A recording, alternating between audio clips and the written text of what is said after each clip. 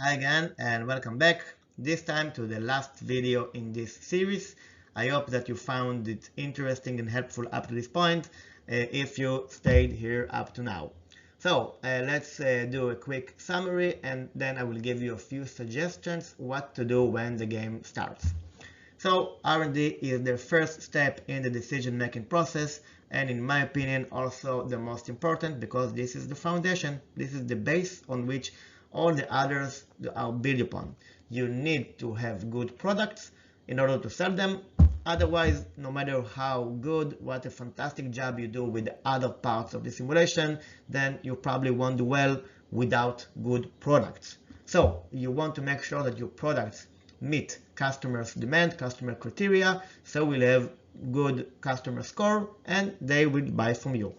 So whenever you are setting the decisions, we talked about what to do with the individual products, and you need to pay close attention to the position, to the age, the revision time, so you don't make any mistakes and somehow your product falls out of the circle.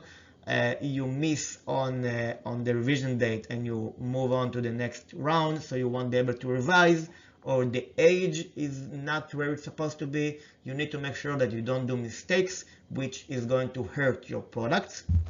And you want to have a full line of products, meaning that if you begin with 5 products, you want to reach a total of 8. So you want to introduce the extra 3 as soon as possible. Usually by round 3, you want to make sure that you have all of your 8 products in place. So there are several options of what you can do when the game begins. The classical options, which is the most simple one, is that just keep all of your products in the segment that they begin in. When I played for the first time, this was the strategy that I chose, because it was the most intuitive, easiest to implement. It made the most sense to me. So that's what I did, and also it works, so there is nothing wrong with it. You just revise the products and you get them to the best way possible, to the ideal position if this is the case, or you get them to the correct age where this is what is the most important, and you introduce new products whenever you want. Depends on your simulation and what the competitors are doing. So this is a good option, it works, so why not? Another option which I think is very good, and usually this is what I advise my students when they ask me for help or for advice, is to move the high-end product, either let it drift or move it to the traditional segment.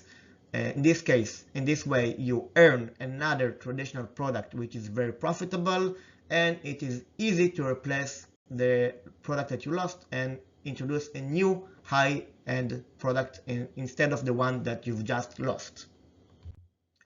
Another option, which is a little bit trickier but basically the same idea, you let the traditional product drift or move to the low-end segment and you earn an extra low-end product, which is a very profitable segment throughout the simulation. So if you want to focus on the low segment, this is an option that you can do. But because you lose a traditional product, you can combine this approach with the next one, which is moving the performance and or size products to the traditional segment. It is probably going to take you 2 or 3 rounds to move it to the traditional segment, but when you do, it will definitely be more profitable than the starting position, because when the game ends, the size and performance markets are very small and they are not very profitable at this point. And if you want, you can always introduce new performance on size products as the game progresses. So you can do experiments, you can do combination of the different approaches, whatever the game environment leads you to do, and you can be creative as long as it makes sense, and everything can work if the implementation is good. So that is it. We've reached the final final part of this video and this series of videos. I hope that it was interesting and you found it helpful.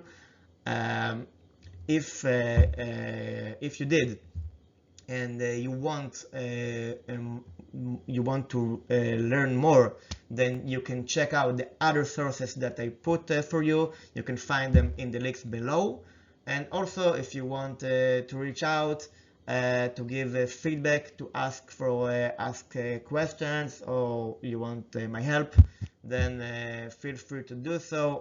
I'm very easy to reach, and I would love to hear your questions. So that is all.